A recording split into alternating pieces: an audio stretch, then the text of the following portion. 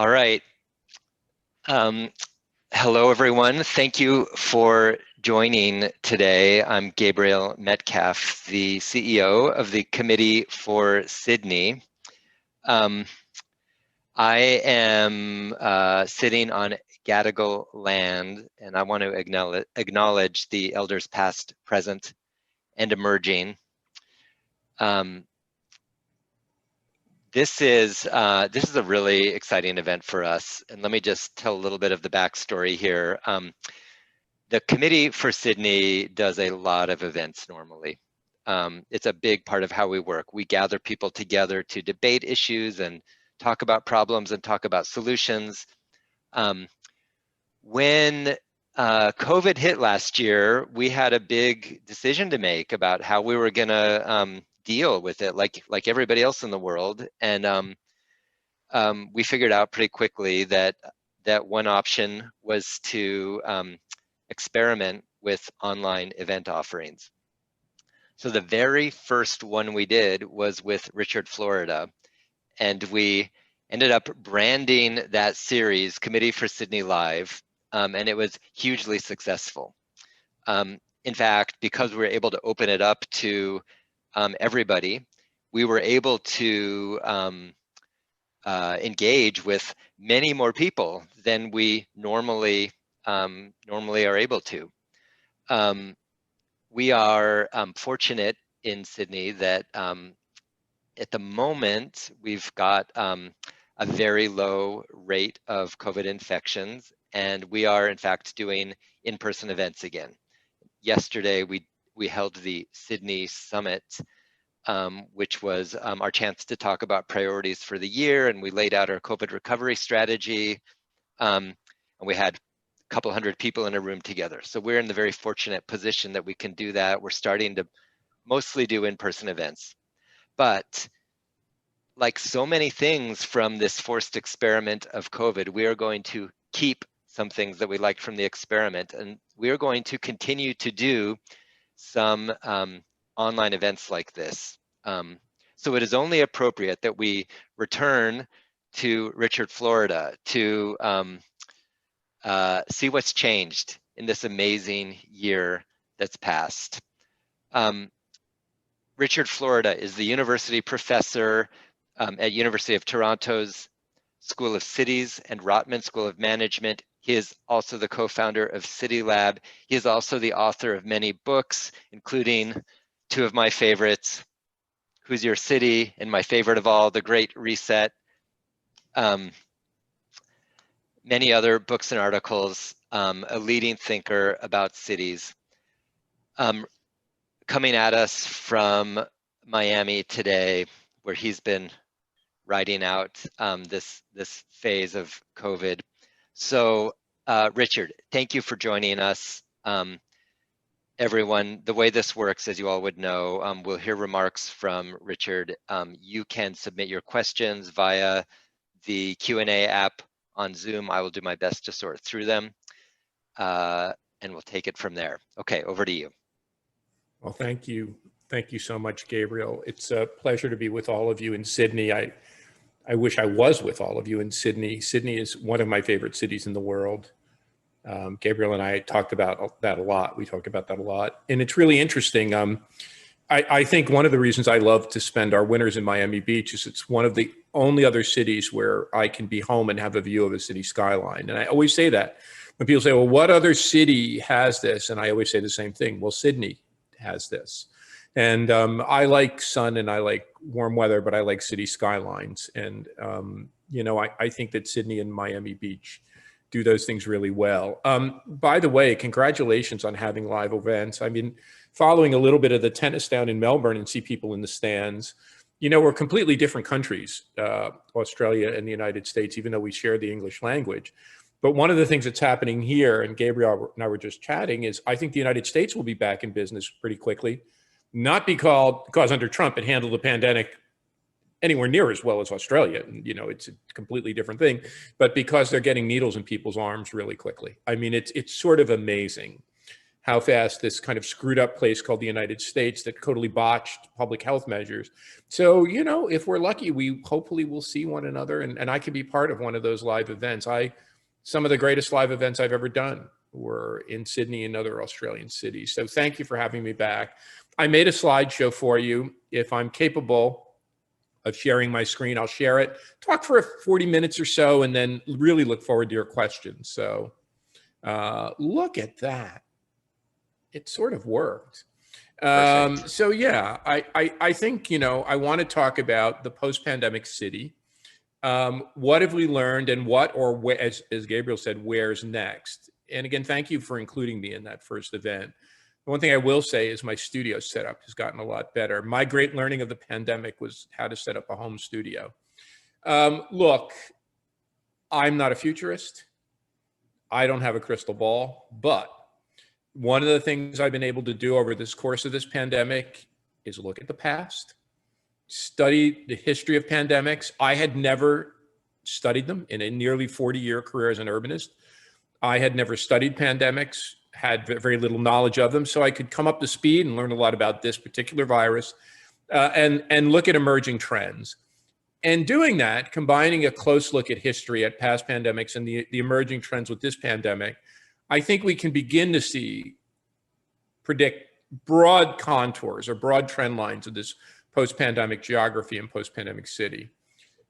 Gabe, thank you for that plug. I can't pick a favorite book. It's like picking a favorite child. I do have a particular fondness for the Great Reset, but let's just put another adjective in there and call it the Great Urban Reset.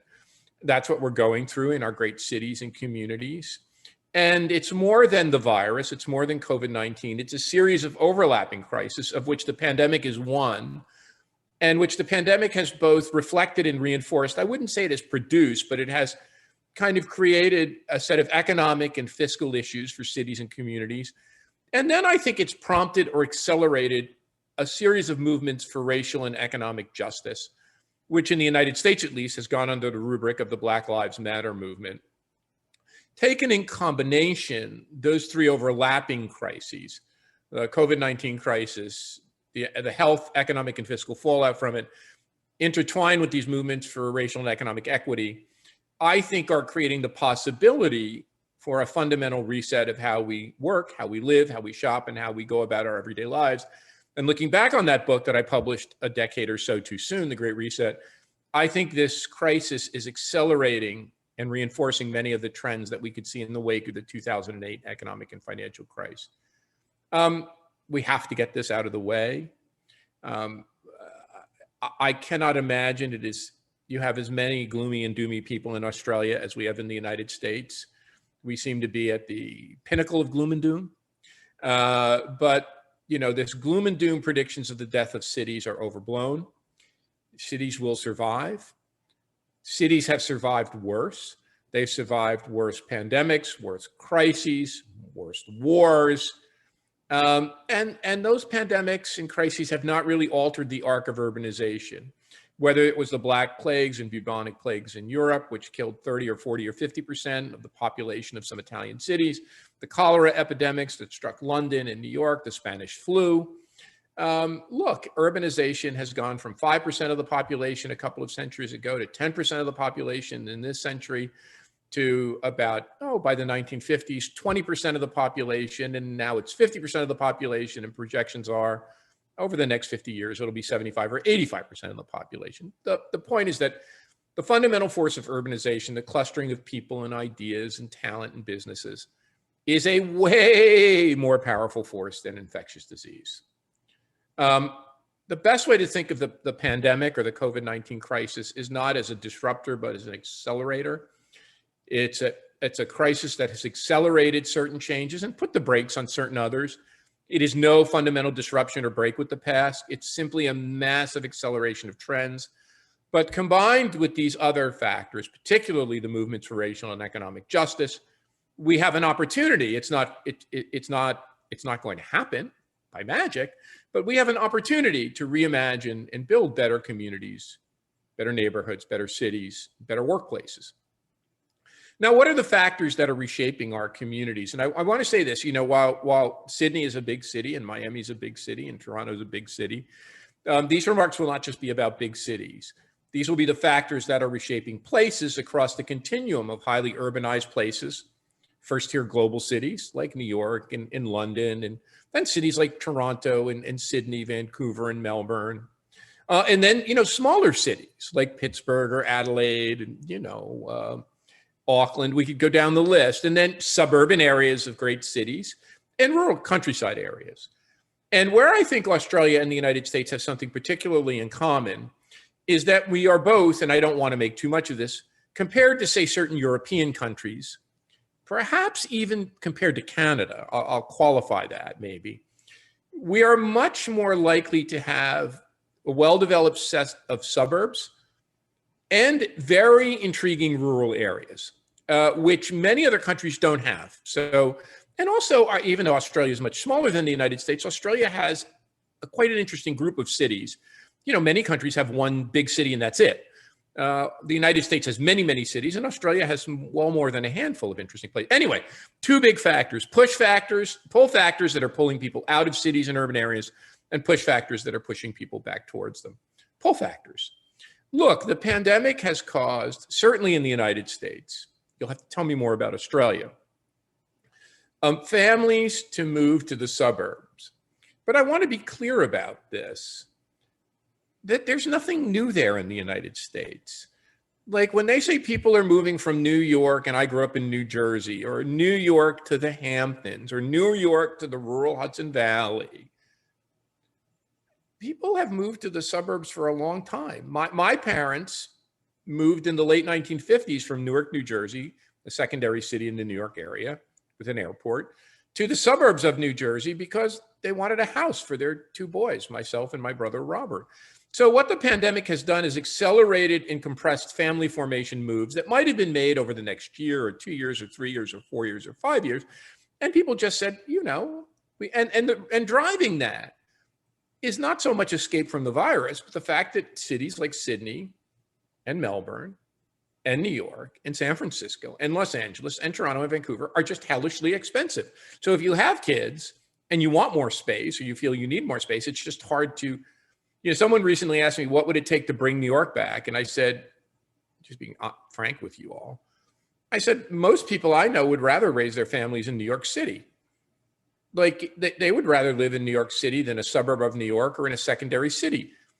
But they can't get a 4-bedroom apartment for what they can get a 4-bedroom house outside the city. So they take their second choice. But if you could get a 4-bedroom apartment in Tribeca or Soho or the Greenwich Village at the same amount you can get a price in suburban New Jersey or in Nashville or Charlotte, most people would take a 4-bedroom apartment in New York.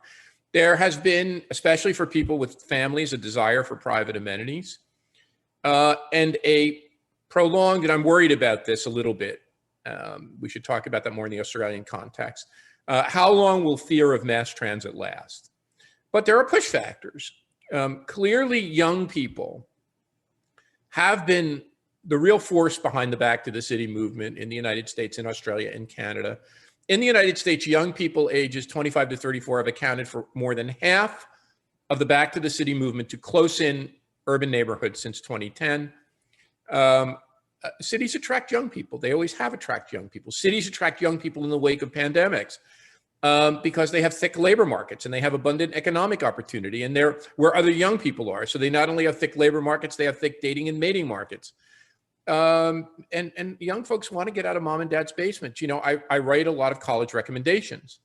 Every single college recommendation I've written for a young person in the United States and Canada has been for a college in New York City.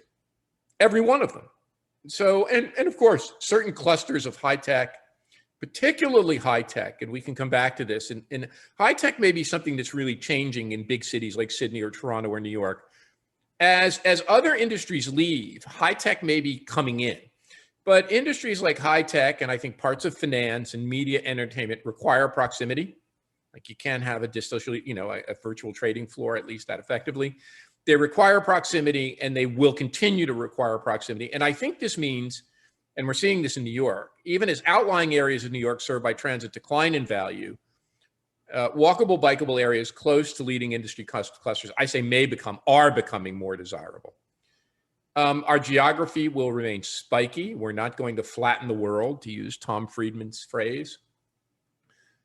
6 global cities or metropolitan areas: the Bay Area, New York, Boston, Cambridge, London, and then Shanghai and Beijing account for over half of all venture capital investment in startups. Just 40 mega regions across the world, and there are more than 200 countries, 40 mega regions like the New York, Boston, Washington corridor, the area that runs from Bangalore to Mumbai, from Beijing to Shanghai. 40 of these mega regions account for 2/3 of all global economic output and 90% of innovation. And I think one of the things that's really interesting, and Sydney is a double winner here, after the pandemic, there will be a greater premium for places that have high levels of amenity. And that amenity you can think of as 2 dimensions. There's natural amenity, being around waterfronts and coastlines and great mountain sites, or urban amenity. But I think the places that will compete well in this spiky geography will have amenity, and we'll come back to that. Sydney is, of course, a global talent and innovation hub. You know this better than me. It produces 35 billion in economic output, comparable to Silicon Valley or Singapore. It generates and attracts about 300 million in venture capital, which makes it a secondary hub comparable to Miami, the North Carolina Research Triangle, Washington, D.C., Toronto, Seoul, and Tokyo. It's ranked 10th in fintech and emerging, ahead of Boston, as well as Stockholm and Berlin. In our calculations, we rank global cities. We actually consolidate all the rankings, and we create a composite ranking. Sydney ranks 14th. And according to a recent report, you are ranked as the world's 7th leading emerging talent hub because you're open to foreign talent. You have great talent. You have great amenity, alongside Paris, Berlin, and Toronto. The big one I want to talk about for a moment, which I think has reasonably big implications for Sydney and big implications for Australia and its geography, is remote work. I'm finishing up a piece, hopefully it'll appear in the Wall Street Journal, with a young man named Adam Ozemic, who's become the world's leading expert on remote work. He's done all of these deep surveys. Just to put some ballpark figures from the United States, before the pandemic, about 2% of workers were working remote full-time and about 15% a day or 2 a week. When the pandemic hit, nearly every professional knowledge worker was working remotely, and about half to 2/3 of the entire workforce. Now it's about 1/3 to 40%, depending on country. After the pandemic, roughly speaking, according to Adam's surveys, about 20% of workers are expected to work remote, and another 20 to 30% will work remotely part-time. So that was about half the workforce will work remote some part of the time. By the way, workers want to work, according to Adam's surveys, want to work from home. About 40% of workers want to work from home sometime. And companies are planning for about 20 to 25% of their workers to work from home. This is very interesting. The top 1%, or the 0.001%, is the most mobile group of all. I've written about that. This is the group in the United States that's changing residence. When you hear about people moving from New York or San Francisco to Miami or Austin, what you're really hearing about is the richest people in the United States, because our taxes are local, dodging taxes. And it's real. I mean, in Miami Beach, there's not a day that goes by that another $20 million or $30 million house doesn't sell to a Wall Street captain of industry or a Silicon Valley venture capitalist. But that's a very rarefied group. For most of us who make up what I call the creative class, professional and knowledge workers, people who work in arts, media, design, technology, science, management, healthcare, remote work is a perk and a privilege. It's increasingly required to lure top talent. Overall, the creative class comprises about 1/3 of the workforce in the advanced countries, produces about 50% of wages and income, and about almost 3/4 of discretionary spending power. But in Australia, the creative class is 45% of the workforce. So you're up there with Singapore and Sweden and Denmark as having one of the largest workforce shares of the knowledge, professional, and creative class of any country in the world.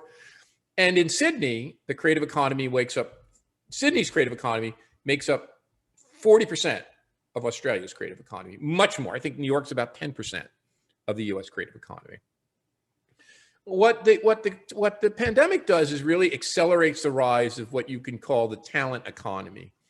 In the past, places like Sydney, New York, Austin, Miami, go down the list, used to try to compete by attracting companies, lure in, an Amazon HQ2, lure in a foreign direct investment. But the pandemic, this shift away from business recruitment towards talent attraction and retention had been going on for the past 20 years. The pandemic accelerates it and really puts an end, I think fundamentally puts an end to this idea that you can compete and win by competing with businesses. Businesses are reducing their footprints. Businesses are closing their offices. Businesses are shrinking their plant. Increasingly, it will be talent. Talent has been the driver, but it increasingly will be the driver. Capital will increasingly follow talent, and places that attract talent and retain talent will win. And remote work empowers talent, it empowers the creative class. It gives them more choices. And I think here's the way I want to phrase it. In the past, remote work severs this connection between where you work and where you live. That has been a connection that's been around for all of human history. And all we've done is expanded it a little bit. For most of human history, we had to live on the farm or above the artisanal shop where we worked. And then with the Industrial Revolution and, with horse-drawn carriages and street railways pulled by horses, and then rudimentary subway system and trams and then ultimately with subway systems and train systems, streetcars, and then ultimately the automobile, we kind of stretched it out. You had to be very close, and then you could be a few miles away, maybe 50 miles away, at the zenith of this. My dad, for example, when they left Newark, my dad used to walk to the factory. When they moved to North Arlington, he could commute to the factory in 15 or 20 minutes. With the rise of remote work, you no longer have to live where you work. This footprint has increased. So instead of living in Sydney, you can live in Noosa or Byron Bay, where the hell you want to live. And as long as you have a good broadband connection and your employer's simpatico with it. And so what remote work gives talent more choices about where and whether you want more amenities, more urbanism, more natural environment, more space, lower cost. You can make that calculation yourself, but it gives this group of talented people a lot more choice. And the places that will win are the places that are responsive to those choices. I want to talk a bit about the post-pandemic office because we've talked about remote work. And this has implications for you all in Sydney. The office as we know it, the office as we've learned about it, as a space to work is dead. So the idea that you could force people, talented people, to go to an office and give them a cubicle and plug their laptop in, that people won't go, they're not going back to that. People are just saying, no, I won't work for you. I'll go work for somebody else. But that doesn't mean the need for a place to meet and mingle, to share ideas, to brainstorm, to fuel your fire is over. No, the need for social interaction or human interaction is not. So offices will remain, they just won't be your father's office. The office will be remade and reimagined. I'm talking to all the great office designers, and particularly in New York City, about what they're doing with new spaces. It is going to have to be a very special space, a very lovely space, a beautiful space, and a space not where you would simply work. If you think of what happened with co-working spaces or WeWork before it imploded, think about that on steroids. A space that will be needed to entice knowledge and creative workers back to home base. And it will be particularly important to attract young talent. When I wrote Rise of the Creative Class, when I asked young people 20 years ago what they want in a place to live and work, they said, I want to work on great projects with great people in great spaces in great places. The pandemic is accelerating that. Now, it could be a small space, it could be a large city, it could be a rural area. And these will be signature statements. And young people will need them because they're going to have roommates. They can't afford a lot of space. They can't afford a home office. So young people will require this kind of space. The office will become more experiential. You've heard a lot about this with retail, but the office will become experiential. It will become a brand statement. A company will use this office much the way a retail brand, luxury retail brand, uses its store space to attract customers to view the goods, which they might buy then online. It will have to open up to the outside. What an advantage for warm places like Miami or Los Angeles or Sydney. The office can, I mean, think about it. We've designed these hermetically sealed office towers, which are like bastions for contagion. We're gonna have to open them up, and the best office designers are talking about that. And I think that the office will become less a place for the serious tie-wearing set, with mahogany desks, but it will be about casualness. It'll be about coming and going. It will be about health and wellness. And one of the things people are talking about is not just workout spaces, but wellness spaces, meditation spaces, all sorts of spaces, not only to interact with your colleagues, but to recharge. The same thing will happen with post-pandemic retail. This shift has been going on longer. Commodity retail has moved completely online. Look, I still haven't been to a store since the last time I talked to you. Everything that I need gets brought to me, and increasingly quickly. For most things, they come within 2 hours. For some things, it might take a day. But for retail, it will have to be experiential and less about buying things. I mean, you might, if you have to get something special, go to a store and try it on. But it will be experiential. And that means unique food, unique coffee, unique shopping, health and wellness, and also retail as an arena, not so much for buying stuff, but for providing context and social interaction. But the big point I want to make here, the office is dead, long live the city. The idea that an office will be a self-contained building or a self-contained floor is over. The office will be the city or the neighborhood. And the way more and more people are thinking about it, regardless of where you live, if you live in a lovely neighborhood in Sydney, or you live in a place outside Sydney, Byron Bay or another beautiful area, you will look at your day at the office like a localized business trip. You will go in, you'll meet with some colleagues, you'll grab coffee with folks, you'll go to lunch, you might stay for dinner, you might stay overnight and do it again the next day. But going to the office isn't going to be this plug and chug commute for most knowledge workers. The area surrounding the office, the neighborhood itself, will become more what the office today is here. And there it will need unique coffee shops, you need third places, restaurants, fitness and wellness spaces, particularly upscale, actively curated retail. No longer the crappy sandwich shop and the rudimentary coffee place and the place to grab and grow. The whole thing, if it's going to attract people back to it, is going to have its game up, be much more actively curated in a better place.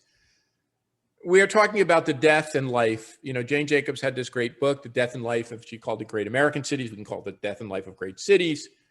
We are really looking at the death and life of the central business district. One of the big impacts of the pandemic, for sure, will be a walloping of the historical central business district, those areas of the center city where office workers were packed and stacked into vertical 9-to-5 skyscraper canyons. That's over. People, you don't need to do it. Companies don't need that cost. And talented people, the people with choice, won't do it. The best estimates we have is a forecasted 20% reduction in demand for central office, even in big cities like New York. An estimated 5 to 10% reduction in spending in central business district economies. But most remote jobs, doable jobs, are in urban centers. So many will stay in urban centers. They'll be just remote, done remotely. And even as finance, insurance, and real estate jobs may leave, cities are attracting more tech jobs. So it may be that the composition of central business areas changes from finance and real estate and those fire functions to, and the people taking office space in New York are almost exclusively the Googles and the Facebooks and the Amazons of the world. So you may be looking at a reshaping of central business districts, but the most important thing I think we're moving is from a central business district to two things. A central recreational district, a place that is a much more integrated live-work neighborhood. And think about Sydney. Your office district could just become, and I know Midtown New York much better. Midtown New York is not a great neighborhood. In fact, many would argue it's a terrible neighborhood. It's a dull, one-dimensional place that people go 9 to 5. The great neighborhoods in New York are in Lower Manhattan, in Tribeca, in Soho, in Greenwich Village. The financial district in New York after 9/11 was reimagined as a live-work 24/7 place, and now many more people live there as well as work there. You're going to have to think about the central business districts, and the great opportunity is to reimagine them as much more central recreational districts, much more live, work, play neighborhoods, and thinking about the central business, yes, less as a collection of individual skyscrapers, but much more as a set of actively curated neighborhoods or districts. Look, the movement to remote work creates enormous opportunities for overlooked suburbs, second and third tier cities, and rural areas. Now, that doesn't mean that every second and third tier city, every suburb, and every rural area will compete effectively. The places that will compete effectively are places with a lot of amenity, places that have beautiful waterfronts, places that have natural environments, the rise of Zoom towns. You know, when we did a project in Noosa, Lord God, it had to be a decade and a half ago. People in Noosa were already talking to us about the rise of the barefoot executive, who no longer wanted to live in a big city, but kind of had a hippie, beachy mentality, didn't want to wear shoes, worked barefoot, put on, you know, the surf shorts, and worked in this more casual modality. Well, that's a reality now. It probably was just becoming something quirky people could do a decade and a half ago. It is now the reality. So whether it's Malibu and what you see in Miami Beach, here, this movement of people is because Miami Beach is just a wonderful place to live. And it's a casual place to live, and it's a relaxed place to live, and people save on taxes here. Also in a place like, you know, cities like Adelaide or Pittsburgh. In the United States, we have so many of these cities. You know, there are cities like Tulsa that have targeted remote workers and created incentives for, I work with the incentives for remote. Bentonville, Arkansas, where the Walton family is and Walmart is headquartered, is also trying to remake itself as a talent hub and attract remote workers and set up urban innovation corridors. But, and rural places, you know, that have these amenities can do quite well. But generic suburbs will suffer. And actually, if you ask me, the place that is, the central business districts are challenged, but generic run-of-the-mill suburbs are terribly challenged. When people can pick from beautiful outlying areas where they're no longer forced to live in a suburb, we call it drive till you qualify to get a loan for that home. When you don't have to drive, when you could fly or remote work till you qualify, where you can find a wonderful, beautiful place to live, the generic suburb is going to suffer. So for suburbs, although many people are saying, well, there's a suburban shift, not so much. Generic suburbs will suffer. And in fact, the data we have from Zillow in the United States does not show a dramatic increase from this time 2019 to now in the extent or percentage of searches for urban, suburban, and rural areas. They show two places being negatively impacted, New York City and San Francisco. Although, two places where we've seen a lot of out of metro, out of city search. Although I would say this with New York, and we can come back to San Francisco if you like, which is a different kettle of fish. New York now is seeing record leasing activity. We're seeing in sub markets record high prices. And I think New York will come back, just like London, much faster than people think. Although rents will be depressed for a while, which will enable young, and one of the ways I like to look at it is that people who didn't want to be in cities anyway, who thought they needed a wonderful pied-à-terre in New York City and wanted to live in one of these high-rise tower complexes where you could drive your car in the basement, those are the people who will leave. And cities will attract city people, and suburbs will attract suburb people, and rural areas will attract rural people. The big takeaway here is I think we're going to see the rise, if the decline of the central business district, we're going to see the rise of what I call the neighborhood business district. So you'll see a movement out. If we used to have bedroom communities surrounding central working environments and central business districts, we'll now see the central business district shrink at the margin, and those bedroom communities add work. So we'll add residents in the central business district, we'll add living in the central business district, and we'll add working out in the periphery. It's an enormous, these neighborhood business districts, I think we should think of metropolitan areas less as one central business district and much more as a federation or as a geography or a series of neighborhood business districts. This is an enormous opportunity to repurpose old suburban office parks, to remake abandoned malls, to create co-working spaces, to create neighborhood business areas with fitness, with shopping, with food. This will give a big advantage to pre-war walkable suburbs that already have those neighborhood districts in place. They can be repopulated. It will disadvantage post-war kind of faceless, car-oriented bedroom communities. And we'll see kind of a hub and satellite system. The center core will remain the hub. It probably will be less working than before. And the satellites will extend out not only to the suburbs and rural areas, but the satellites might extend out to other metropolitan areas. So Sydney could be the spike for all of Australia, with satellites in Melbourne, in Brisbane, in Adelaide, and Perth, as well as suburbs and rural areas of Sydney and other parts of the country. Look, the opportunity is to breathe new life into dead spaces. We've now seen how our cities can be animated with human beings when they're no longer places to move and store cars. We've seen this incredible movement towards bike lanes and biking, towards outdoor dining, outdoor fitness, outdoor working, outdoor learning. I'm working with a company here in Miami, a very big billion-dollar startup called Reef Technology, a SoftBank company. We are working to transform parking lots and garages using technology, not only at places to park your car, but turning them into neighborhood hubs, animating them with neighborhood markets, animating them with all sorts of activities, community centers, drive-in movies, using space much more effectively and efficiently other than a place to move and store cars, and a priority across the board on open space and green space. Urbanists call this a 15-minute neighborhood. I think of it as a complete community or a complete neighborhood. That's what we're building.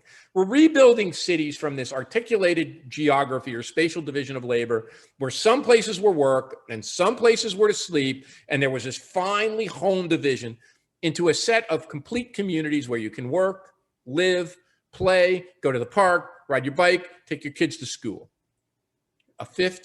Where everything that's important to you in your daily life can be done in 15 minutes of home. Well, what are the benefits of that? It reduces long commutes. We know that commutes are the most psychologically damaging and psychologically disliked and the biggest negative effect on your happiness, a commute over 20 minutes. It saves energy, it improves the environment, it mitigates climate change. It allows us to reintegrate home and work. And by the way, this pandemic has been horrific for many people. It's shown us the incredible inequity along race and class lines of the world in which we live. But it's been the happiest time of my life, because for the first time in my life, I've been allowed to reintegrate my home life and my work life. I've spent the past year with my family. I'm not traveling. I've gotten fitter. I've lost weight. I exercise more. I lead a better life. I spend time with my 3- and 5-year-old girls. I'm a hands-on father.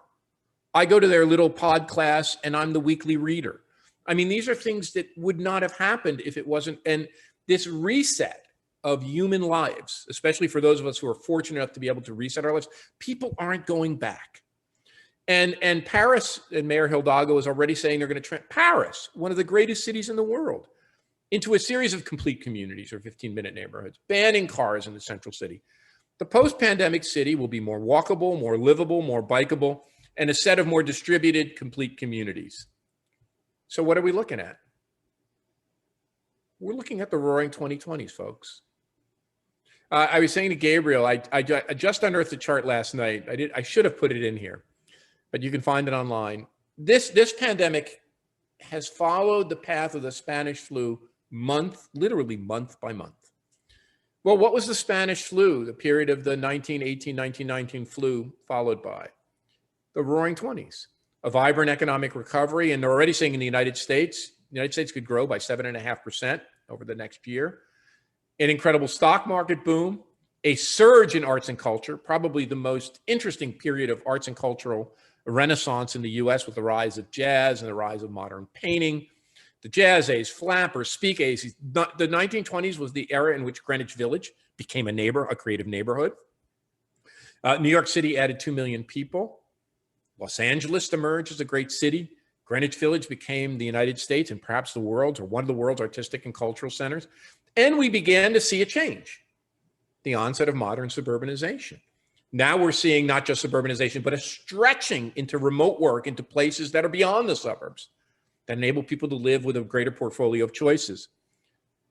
But the 1920s were the most socially and economically unequal decade in modern memory. COVID-19 creates tremendous inequity. In the United States, more than half of the workforce doesn't have the opportunity to work remotely. COVID-19 has caused Black and Hispanic people here to be hospitalized at a rate 5 times that of whites, to die at a rate twice that of whites. Black workers and Hispanic workers are 2 times less likely to be able to work remotely. Someone who makes over $100,000 a year is twice as likely to work remotely as someone who makes less than $50,000. So will history repeat itself? Will we see our period in a post-pandemic city come back with the roaring 2020s? Or can we in Sydney, in Australia, in the United States, in the United Kingdom, across Canada and Europe, can we take the opportunity to build back better, to quote Joe Biden, to build better and more inclusive and resilient places? That isn't going to happen by magic. That isn't going to just surge into being. That choice is ours. And that's really the choice we need to focus on as urbanists and city builders. How do we make our communities healthier, more resilient, and more inclusive so that they not just lift the boats of the 0.001%, or even the advantaged 5th or 3rd of knowledge and professional and creative workers, so that the whole of society across class groupings and racial groupings can rise as well. That choice is ours. Thanks for listening, and we have plenty of time for questions. Thank you so much. Everybody, feel free to submit questions via the Q&A app. I've also had some via text and email, and I have some of my own. We will get through as much as we can. Richard, as you look back, it was almost a year ago we first talked with you. Were you surprised by anything from the past year? Did any of this play out in a way that, yeah, you wouldn't have expected? That's a really interesting question. I'm not sure. I think if you look back at what I wrote, and remember the stuff that got published in June, I wrote in March and April, and it just came out in June because that's the lag with which publications. I think I've had pretty much the same feeling. Maybe remote work, I think has gathered more steam, and the fact that people just won't put up with the same old ways. I think it's really emboldened people to say, I'm not going back. This personal reset, I hear many people saying, this was necessary for me. This getting off the treadmill, I'm closer with my family, I'm closer with my children. I think it caused people to become unmoored, not just locationally, but to really think in a way that we haven't, long and hard about how we want to live our lives and how we want to build our lives and how important our families are. You know, I think the other thing that's really surprised me is 2 things about, we can talk about Australia if you want. I think 2 things really surprised me about the United States, the country of my birth, and you're an American too. I don't want to belabor this. One, I think the dysfunctionality of Donald Trump and the federal government would, you know, if my father was alive, my father who survived the Depression and World War II, the son of Italian immigrants, like he would have shuddered and been shocked, and you know the attacks on the Capitol and all of that.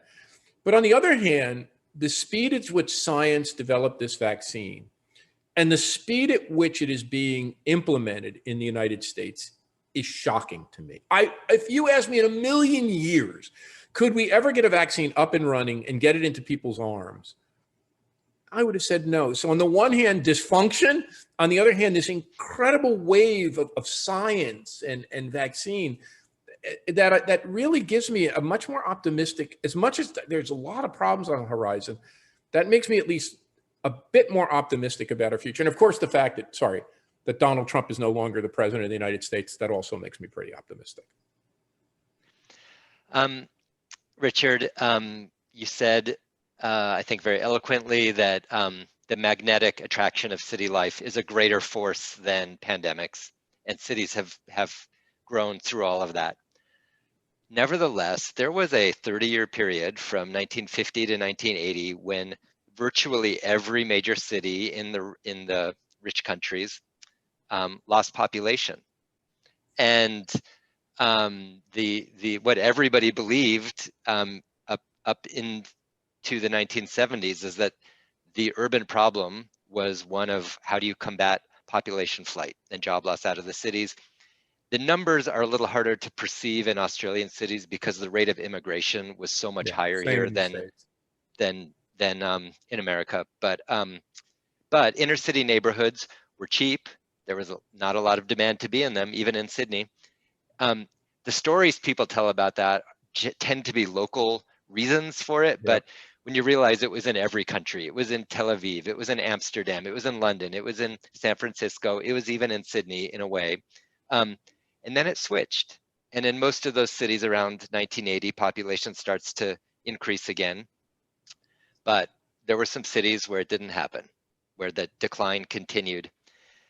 Are there going to be any cities where, as a result of this Yes. new longer tether from between work and living, are there going to be cities that do decline, even if cities in general are okay? So it's very interesting that the industrial age, the age of heavy industry that ran from about, after you didn't no longer needed to mass big factories in cities. So let's say that stopped around 1920, and it lasted right till about 1980 when people decided they can move factories offshore to Asia and China. 1980 is exactly the year the creative class starts to grow. And so that period where cities come back for a simple, it's not because people like cities. It's because knowledge work requires cities. Knowledge work requires some level of physical proximity, density, talent clustering to create innovation. And so after 1980, the re-rise of cities, or the movement back to core cities, certain spiky centers, occurs because that's where knowledge, and we get a very distinctive pattern of winner-take-all urbanism. Sydney's a winner, Toronto's a winner, New York's a winner, San Francisco's a winner, London's a winner, but lots of other places are losers. And the big losers are the old industrial cities. Pittsburgh, where I spent, nearly 20 years of my life. Detroit, where my wife's from, my own hometown of Newark, New Jersey. Those places just get devastated.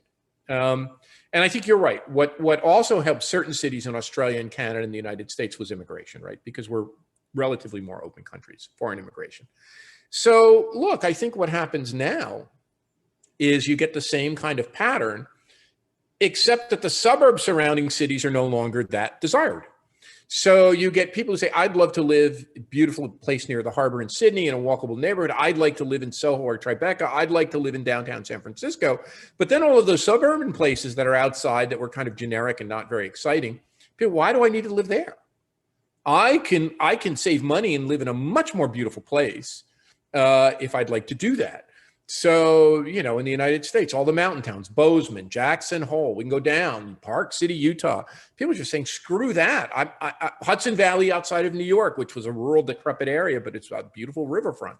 People are saying, why do I need to live in this generic suburb when I can live in a spectacularly beautiful place and raise my family there? So I think the losing places are the places that don't have a lot of amenity, that are quite generic. And the old industrial communities, unless they can somehow find new life, or have some natural amenities, or find a purpose, they're going to be hard pressed. So I think our geography looks more winner take all coming out of this, but the beneficiaries are a group of beautiful places, of which there are many in Australia. See, that's what's interesting. Yeah. It's not just Sydney and Melbourne. There are a lot of freaking beautiful places where people would love to live and can live if they can work remotely. So I think those beautiful places, the not generic places, are the places that benefit in this age. So, okay, some people, let's pick up on this. The car-oriented post-war suburbs, there's a lot of those. Sydney has a lot of those. They're in deep trouble. It's easy to draw pictures of how you would retrofit suburbia, but in the real world, it's pretty hard to pull off. Yep. What do you do about those car-oriented suburbs? So stop bitching. Sorry, that's not. I mean, I'm talking to the generic media out there. Stop bitching about the death of inner city Sydney or the inner city New York or inner city San Francisco, which isn't going to happen, and start focusing on what's likely to happen. Is those generic car-oriented places are likely to get really hard hit. And look, 30 years ago, a good friend of mine who just died, David Lewis, he died at nearly 100. The South African urban designer said to me, The great problem of your time, Richard, is not going to be revitalizing great cities. It's going to be revitalizing suburbs. So yeah, and that's where the conversation has to shift. It has to shift to how do we begin to make complete communities, real neighborhoods out of suburbs. Some of them it'll be easy to do. They're walkable, they're connected by transit, they're lovely, they're pre-war. Others it's going to be much harder, and others are just going to fail. Others are just going to go, or you'll continue to see this kind of shift, this great inversion, where poverty moves from the inner city to these suburbs. And by the way, the rise of autonomous vehicles is likely to, instead of having rich people live in the hinterland outside great cities, they'll live wherever they want. Well, autonomous vehicles are much more likely to be used to transport service workers from the hinterlands. So you're likely to see this reverse ghettoization or this inversion of poverty. And rich people continue to come to beautiful, close-in cities that offer a lot of amenity, and less advantaged people get pushed out in the suburbs. That's a trend that's been going on for 20 years, and I would expect would continue or accelerate. Yeah, and that was always the European model: rich people in the center, poor people at the periphery. Well, let's talk about, there's a lot of questions that are coming in about CBDs. And again, the rate of population growth in Australia, it's over the last 20 years, it's been about 3 times the United States, the growth rate. So that papers over a lot of other dynamics. And, if you wait 10 more years, things fill up again, just from the aggregate growth. But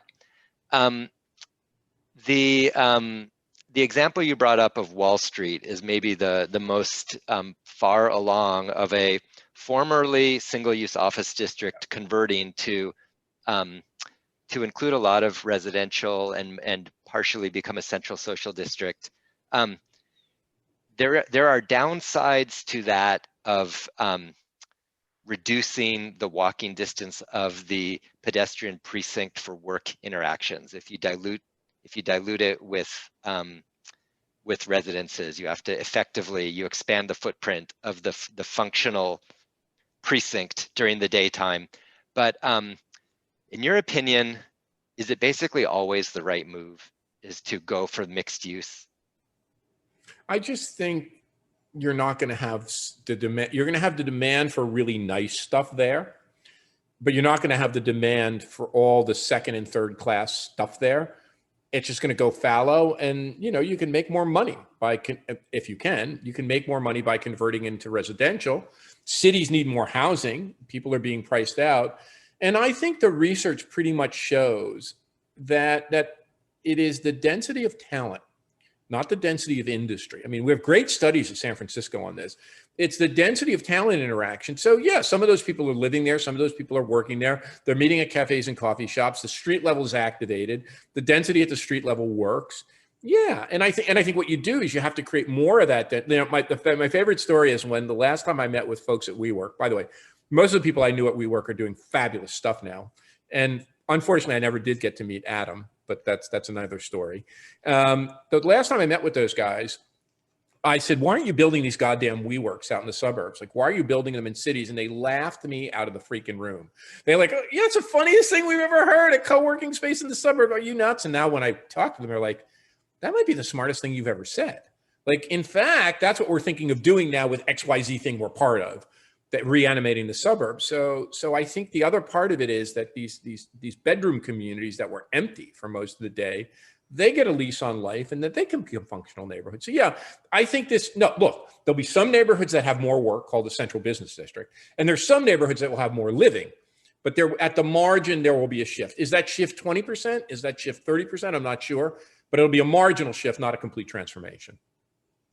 Yeah, okay.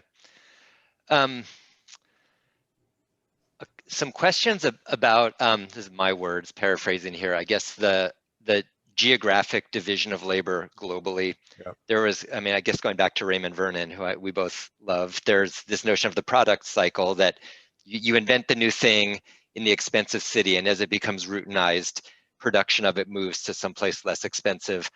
There's also this idea of industrial districts where you have specialization of an industry in a place, like movies in Hollywood. Do you see any trends towards changes in the way industrial clusters are going to organize themselves spatially as a result of this new freedom of people to live wherever they want to live? Does any of the geographic division of labor change? Well, I think the superstar cities get more superstar. And the two I look at the most, I think New York and London up their position in the spatial division of labor, even with Brexit. Brexit's a bigger problem for London, I think, than COVID. Hong Kong has massive problems. Hong Kong may be the first time we kind of lose. I'm not saying lose completely, but Hong Kong may see its global city functions eclipsed. Yeah. Look, I think we're going to see the West reassert itself in the geographic division of labor. I think the United States comes out of this in a much better position than most people think because of its innovation capacity and because of the constraints it will put on China.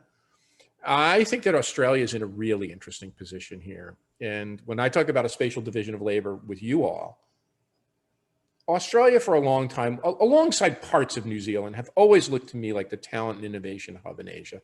It's never looked to me like Hong Kong or Singapore, or even Shanghai, that the place you could, because to be a talent and innovation hub, you have to be multinational, multicultural. You have to attract the world's best and brightest. If this advantages the if you will, the West, the advanced West, the United States over China, which I think it will, that puts Australia in a really interesting position, I think. Now, there's lots of issues with that thing, but I think Australia emerges much more important as the global innovation and talent center of Asia. And I think therein your connections not only to Asia per se, but your connections to the West Coast. I mean, those direct flights to the West Coast of the United States are really important, to Vancouver and Los Angeles. So look, I think played well, this could advantage Australia at the margin. But yeah, I think superstar cities go up. Some small cities do better, but that's always the case. And there's consolidation of global superstar status. And I don't see anything eclipsing New York and London. I really don't. I mean, I know other people, I'd love to argue that with people who know more than I do. I just think that whole thing's. Yeah, poor Hong Kong. It's horrible. I mean, if you ask me what's horrible, that's horrible. Yeah. Quite a few questions have come in about public transport. About 20% of trips to work in Greater Sydney were on public transport before COVID. Sydney's been building a ton of rail transport, like second only to Paris of all the democracies in the world in terms of the expansion over the past 5 years. People are afraid to ride public transport now to some degree, so the numbers are down much more than they are driving. So we're all worried that there will be a kind of cultural shift in the wrong direction. And then I think people are also asking the question, does any of our infrastructure need to be rethought? Does it still make sense to keep building those train lines? Any thoughts on that? Well, I think that the idea of public transit as commuter transit probably needs to be rethought. And I think that public transit is moving people, not just workers. I think that maybe I'm wrong about this. I'm willing to be wrong, but I just don't see most successful people, professional knowledge. I mean, if you ask people what they really hated about living in New York, other than the expense, it's the commute. They hate it. I mean, hate it. What people hate about living in parts of Toronto is the commute. So people now with choice aren't going to want to do that. So then you have to think about trains and transit as a way to move people between places who want to do interesting things as well as work. So there will be a lot of demand to get to downtown Sydney because there's a lot of specialized amenities. People confuse cities as places to work. There are a lot of kind of specialized amenities and specialized talent in the urban center of Sydney or Toronto and New York that you just can't get anywhere else in the world. So yeah, people are going to want that and going to want to pay a lot of money for that. You know, they're going to pay a heck of a lot of money for that. And there are people who want to access it, who want to live in the periphery and access it. And so that's where I think it becomes much less about work commutes. Here's another way of saying it. The definition of a metropolitan area has to be revised. The definition of a metropolitan area was always about a commuting shed. I don't think that's the definition of a metropolitan area anymore. I think it's a place where people live and they work and they enjoy themselves and sometimes they work out, but it's not a commuting shed. And I think to think about transit and transport as just moving commuters, probably the wrong way to think about it. That's really interesting to think about what defines a metro area if it's not a labor market anymore, if it's, yeah, something else. It's a talent market, but not necessarily a labor market. Right? Yeah, It's a talent yeah. cluster, but not necessarily labor. But yeah, I think those are the questions we have to ask ourselves on the other side of this pandemic. Okay, final question. Several people have noted that if we're entering the Roaring '20s, does that mean that we're entering after that the Great Depression again? And maybe that's a slightly tongue-in-cheek question, but I suppose it's just thinking about the rise of inequality and the sort of contradictions that were in place in the 1920s. I mean, that was when fascist movements were on the rise in all over the world, including the United States. Yeah, how do we make sure that the new Roaring '20s doesn't lead to something bad at the end of that? So that's what keeps me up at night, big time, especially for my kids. Like, what world would they inherit? And the Great Reset, the book you said you like, I say that Great Resets are generational or 2-generational events. They don't solve themselves in 10 years. So I said after the 2008 financial crisis, this was not going to resolve itself. It was going to take 30 or 40 or 50 years. That's the cycle. I didn't even think about the Spanish flu. Like, I didn't even think we were before that. So look, I think with macroeconomic management, we've done a fairly good job that we could avoid the kind of crisis of the Great Depression. What I think is harder to avoid is what you said, the political and social upheaval, both at a global scale with the rise of China and new competitors and US behavior and the West behavior to that, but US behavior to that. That's one vector. And the other vector is, how do we deal with these movements on the right, which are really about, at least in the United States, I can't speak for Australia, but about displaced working class and educated whites being really terrified about the shift in our demography, our shift to a majority minority nation, the role of women in the workforce. I mean, it is just terror, white men being really scared and acting like horribly. And then on the other hand, an incredible cross-class multicultural movement called Black Lives Matter, but which involves professionals, creatives, whites, Hispanics, Blacks, Asian, coming together to say we want a better future. Look, I think the future points in the direction of that one, certainly in Australia, certainly in the United States, certainly in Canada. But if political actors don't deal with that, and political actors don't channel that, and political actors don't find a way to build, I called it, more inclusive and resilient, I would say this too, folks. I think it means massive devolution. I think with Trump, we have seen what happens when a powerful economy consolidates political power in one office. I think we need to think long and hard in Australia and Canada and the United States about how do we devolve and develop much more decentralized local initiative. And I think that could help a lot, but it's going to take, we got to take this, what I called inclusive and resilient. We got to take that seriously. And that, I don't think, in fact, what I see the United States is at the local level now. One thing that worries me is that high net worth people, real estate people, financial people, and tech people, Silicon Valley people that you would know, are literally creating a race to the bottom, which says, we don't like San Francisco anymore, and we don't like New York anymore, not because they're expensive, but because they're progressive. And they want to have a local social welfare state, and they want to invest in transit, and they want to invest in people, and they want to get we don't want any of that. We want a place that has lower wages and lower taxes and not all that crap that constrains us. So this capital flight that's going on in a place like the United States, where wealthy people are saying, we'll leave New York or San Francisco, and if you don't change your ways, they call this good governance. That's the code word. If you're not a better governed city, well, we're going to move to Miami or Austin. That's what's going on. That concerns me, and it means I think that we have to develop much better local governance structures, and local governance structures that take issues of equity and inclusivity and resiliency stronger. Look, I think, you asked me what I think we're in better shape now than if you had asked me back when we first talked. I don't think we would have been this far along. I certainly don't think we would be coming out of the pandemic. And moreover, I don't think we'd be having a big conversation about inclusivity and resilience. I think the pandemic evidenced a lot of racial and economic and geographic inequity that's kind of forcing us as advanced societies to deal with, forcing the Committee for Sydney and its equivalents to talk about. Look, are we going to solve all these problems? No, but for the first time in my life, and I'm not a spring chicken anymore. We now have a context in which we can begin to raise and debate and have conversation about these issues. So will we end up in the 1940s? Look, we know enough about history to suggest that we should take the actions we need to now to make sure that we don't, because who wants to give that to our kids? Okay. Richard, thank you so much. This is the point where you have to imagine all the applause. Oh, you guys are saying, hey, hopefully we'll see each other soon. I can't wait. Yeah, yeah, agreed. I miss Sydney. I really do. That's no bullshit. Like, I'm looking at this view on the slides. There are a handful of places in the world I really miss. I miss Sydney. So hopefully I get to see you before I cross another decade in age. I get to see you all again. We'll get you here as soon as we can. Thanks, Gabriel. Thanks, okay, everyone. Thanks Pleasure. very much. Thanks, everybody. Bye.